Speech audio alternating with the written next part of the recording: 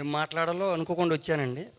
ఏదో పెద్దోళ్ళు ఉన్నారు కదా, ఆ పెద్దోళ్ళ పేర్లు నాలుగు చెప్పేస్తే తప్పించుకుంటాను అనుకున్నా, ఇందులో ఉన్నది ఊడిపోయింది.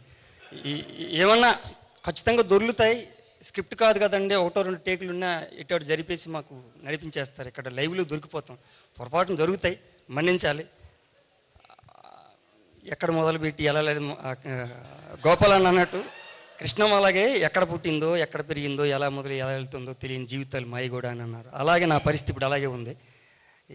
ఏం మాట్లాడాలి, ఎలా మాట్లాడాలి. కాకపోతే గోపాలన్న ఏమన్నారంటే, అందరూ మాట్లాడేది మాట్లాడతారు, నీకు భగవంతుడు ఇచ్చింది ఒకటి ఉంది వరంలాగా ఏదో పద్యం, దాని మీద ఏం దొరుకుతుందేమో కృష్ణ నది మీద, పుష్కరాల మీద అంటే చూస్తానని అని అనుకుని కుదరలేదు, మన్నించాలి. అయితే ఏదో ఒకటి చెప్పి తప్పించుకోవాలి కాబట్టి, ఎన్టీఆర్ గారి అభిమాని కాబట్టి గుర్తున్నంత వరకు ఆయన పద్యం చదివేసి విరమించుకునే ప్రయత్నం చేస్తాను. ముందుగా ఒక మాట, పొద్దున్నే సత్యభాయ్ ఇలా పాన్ డబ్బా దగ్గరికి వెళ్ళిన తర్వాత అంటే ఉన్నది ఉన్నట్టే చెప్పేస్తున్నాను. అంతే, మాసు నుంచి వచ్చిన మనిషి సౌండ్ ఎలా ఉంటుందని.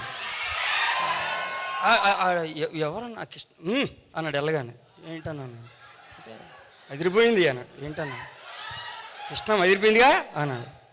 మనోడు మంచి కథలు ఎంచుకుంటాడు, ఎక్కడో వెళ్ళాలి కదా అన్నాడు. ఏమన్నా అర్థం కాదు. పొద్దున్నే 7 గంటల ప్రాంతంలో మొట్టమొదట కృష్ణమ్మ గురించి మీ పేరులో సగ అర్ధభాగం, తొలి అర్ధభాగం సత్యమైన మాట, సత్యమైంది. ఆ కుర్రాడు చెప్పిన మాట యథావిధిగా మీకు మంచి విజయం రావాలని ఆయన ఆకాంక్షించాడు. ఎందుకు తెలియదు అతను. అంటే సాధారణంగా చిరంజీవి గారు, బాలకృష్ణ గారు అటువంటి వాళ్ళకి అభిమానులు పెద్దగా ఉంటారు. ఆ రోజుల నుంచి వచ్చిన మనిషి మీ గురించి మాట్లాడాడు. ఆయన ఆనందం వేసింది. ఎందుకంటే చాలా రోజుల నుంచి పరిచయం ఉంది కాబట్టి, నటుడిగా నాబోటోడు కూడా అంటే, ఎందుకంటే కొంచెం ఇబ్బంది పడ్డాను సెట్లో. సాఫ్ట్వేర్ మనిషి కొంచెం అలా ఉంటాడేమో అనుకున్నాను. కృష్ణన్ రాసిన రాతకి బేసిక్గా నా పాత్ర అది. ఒక రకంగా నా పాత్రకు ఒక ధర్మం ఉంటుంది. దాన్ని కూడా మీరు కిల్ చేసి కబ్జా చేసేయడం అనేది అరాచకం.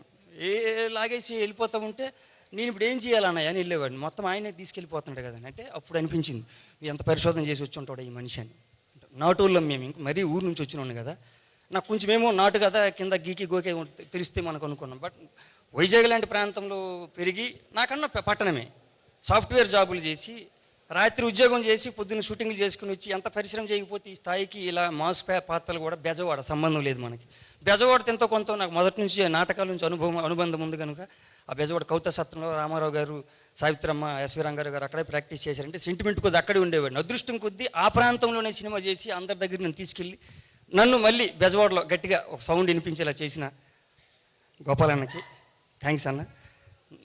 అలా ప్రయత్నం జరుగుతున్న క్రమంలో నేను మొహమాటంగానూ సిగ్గుగానూ ఉంటే కృష్ణ గారు వచ్చేసి, కంగారు పడుకు లక్ష్మణ్, 10 మంది పెద్దలు నాకు పరిచయాలు ఉంటాయి కదా, ముందు వచ్చాను కదా, నీకు 10 మందికి పరిచయం చేసి 10 చోట్ల కాకపోతే ఒక చోటనే వేషం పడే ప్రయత్నం నేను చేస్తానని మాట ఇచ్చారు మన కొమ్మలపాటి కృష్ణ గారు నాకు.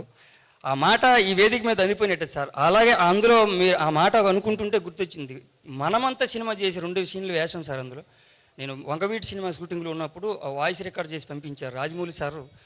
ఎవడాడు ఇంటిడు అన్నట్టు ఉంటాడు, ఏం బాగా చేశాడు, మళ్ళీ తెచ్చిపెట్టారు ఎక్కడి నుంచో అన్నారు సార్. అది నాకు పెద్ద సర్టిఫికేట్ నా అబౌట్ కెరియర్కి అది అంటారు. ఆయన ఇచ్చారు కదా సినిమాలో, నీకు ఎందుకు వేషాలు వెళ్తుంది, పడాలి కదా నా కటౌట్కి, ఆయన కథలో ఉన్న వేషానికి నేను షూట్ అవ్వాలి కదా, పడతాయి వస్తే చూద్దామని. అలా అయిపోయిన తర్వాత ఈ ఆఫీస్కి పిలిచిన తర్వాత కొట్ల శివ గారు ఉన్నారు. వచ్చిన తర్వాత ఆయన మారారు, ఈయన మారారు, ఇతను మాత్రం అలాగే జర్నీ అవుతున్నాడు కదా అన్నారు. నన్ను అలాగే మూడు చోట్ల తిరిగినప్పటికీ నా పాత్రకి నన్నే ఉంచి నన్ను ఎంపిక చేసి ఈరోజు ఈ వేదిక మీద పరిచయం అవడానికి కారణమైనందుకన్నా మరొకసారి మీకు థ్యాంక్స్ చెబుతున్నాను. ప్రయత్నం చేస్తాను చివరిగా అంతరాయానికి చింతిస్తూ పద్యాన్ని అనే సాహసం చేస్తాను.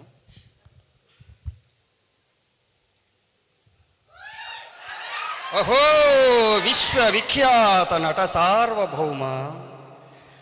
సార్వభౌముడై వటవృక్షమును పోలి ప్రేక్షకుల మది వ్యాపించువాడు, నయనాభిరాముడై నియమ గంభీరుడై కంఠీరవుండై కదలువాడు, విశ్వవిఖ్యాతుడై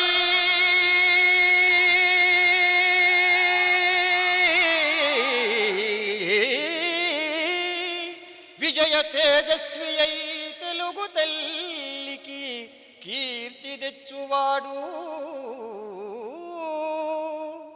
అసమాన కృషితోడ ఆత్మశక్తిని కల్గి కోట్ల మందికి స్ఫూర్తి గూర్చువాడు, సకల దేవతా తత్వ విజ్ఞాతయగుచూ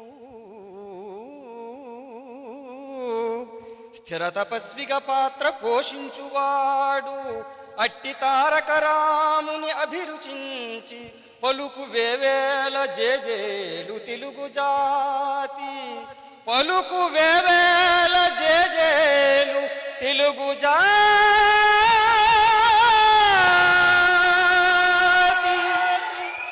ఆ వాగ్ధాటి ఆత్మశక్తియు జనాహ్లాద ప్రభాభాసుర ప్రావీణ్యంబును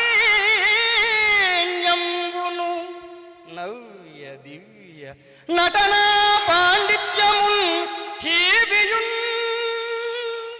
యావత్ భారతమందే కాదు కనగా యావత్ ప్రపంచంబునందే యవ్వారికి నందమూరికి వలే నందమూరికి వలే ఇట్లీ రీతి సత్కీర్తిగా ఆ